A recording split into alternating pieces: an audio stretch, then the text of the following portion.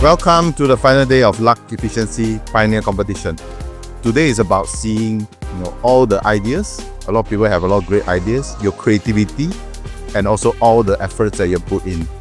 Lark is a platform, it's a tools, but it really takes everyone's effort, and creativity to make it into good tools.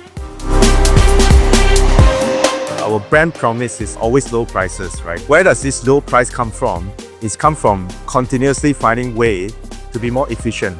The impact of this competition is basically democratize the technological solution to people closest to the problem and allowing them to solve the problem themselves, which kind of relate back to our brand name, Mr D.I.Y, do it yourself. Lark is enabling platform that allow us to do this. Yeah. I think what impressed me the most is the effort, the energy that the team has put in, and the ownership they take on the problems. The time they spend on top of their day-to-day job to figure out a better way to solve the problem.